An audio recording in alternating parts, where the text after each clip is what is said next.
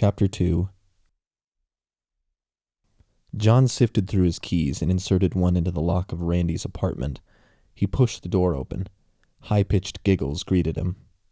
"Try this one." A girl with a long, thick, dark ponytail sat on Randy's lap at the dining room table and placed a strawberry into his mouth. Heavenly. Randy's mop of sandy curls leaned back, swaying as if caught up in a happy melody, until he spotted John. "Hey, it's the big doctor. How was it?" "Long," John said, then offered a casual smile to Randy's friend. "First days on the job. Aren't they the best?" Randy dragged out his last word, causing his sidekick to join in with a laugh that resembled the chirp of a bird. "John, meet Lily." Randy's grin brought the tan freckles on his cheek to line up with the few across his nose. "She has the most incredible way of eating strawberries." John extended his hand. Lily shook it while offering another light chirp. "John and we've been friends since our freshman days at San Luis," Randy explained. "Really?" She arched her sculpted eyebrows up. "He knew you clear back then?" "Honey, he just started a job at that hospital for crazy people." "Oh." Her shiny lips froze in the shape of an O. "And," Randy continued, "I love his job because it means we're living in the same area again." "How nice." She reached for another strawberry. "Do you want more, sweetie?" Randy purred like a large cat. "You bet." Another chirp before her acrylic nails dipped the strawberry into a white creamy substance. John turned his back on the couple. "Hey, don't go anywhere, Johnny boy," Randy said. "You've got to try this." John plastered a smile on his face, knowing there was nowhere to go, no easy exit here. Instead, he returned to the table and looked at the small basket of strawberries, placed near the container of white cream, followed by a bowl of brown sugar. "Allow me to demonstrate." Randy lifted his hand high in the air, then moved through the motions in an exaggerated manner. "First, you take a strawberry, like this, swirl it in the sour cream, like so, then dip it in the brown sugar, and enjoy." He fed the fruit to Lily. "It's so good it's sinful, right, Lil?" After another chirp laugh, she said, "Only one more, sweetie. Have to watch the figure." "And it's quite the figure to watch." "Randy!" She kissed his forehead. "Here, try one, John." Randy pushed the basket toward him. "I'm okay," John said. "Really?" Randy gave him a puzzled look. "Yeah, I'm fine." "You sure?" Randy kept eyeing him. "'Cause you don't know what you're missing." John shrugged, trying to dodge the concern he saw in his friend's eye. "I'm not hungry right now." "All right, but it's a pity." "Well," Lily swung her legs, bared a mid-thigh off Randy's lap. "If we're done, then I've got to go." "Do you have to?" Randy stuck out his lower lip in a playful pout. "I'm afraid so, sweetie. Remember, got school tonight." "Lily's in training." Randy shot John a look. "She wants to become a nurse." "Oh." John stepped away from the table and looked around the room, searching for something to distract his attention. Against his will, his eyes returned to the couple. While cleaning up the dessert, Lily smeared sour cream on her finger. Randy pulled her hand to his mouth and licked it clean. I'll miss you. When do I see you again?" "I don't know." "Tomorrow?"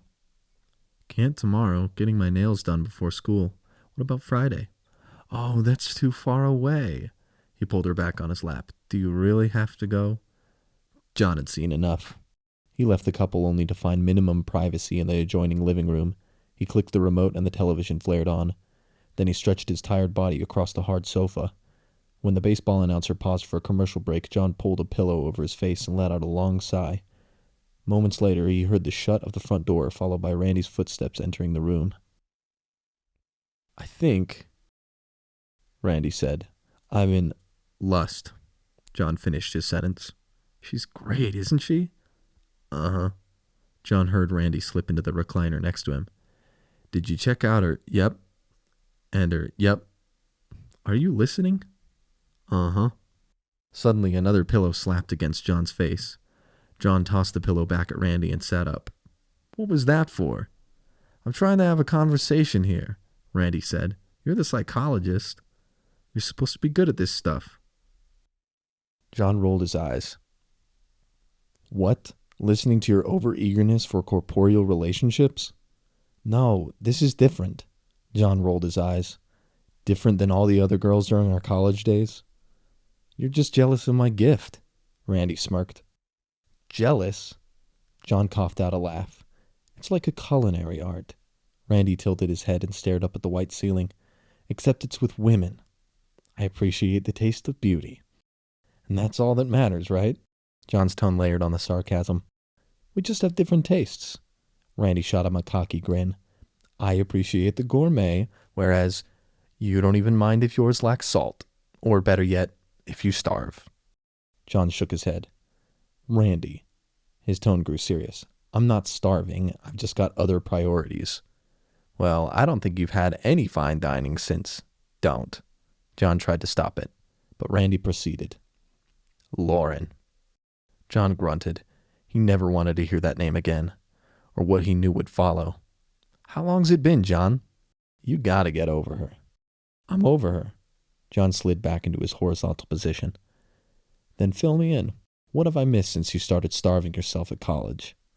John stared up at the ceiling and tossed out a loud sigh. I had schooling to get through. Lots of schooling. I didn't have time for that stuff. Randy laughed. That stuff? Well, Lily and I have got plans for you. What does that mean?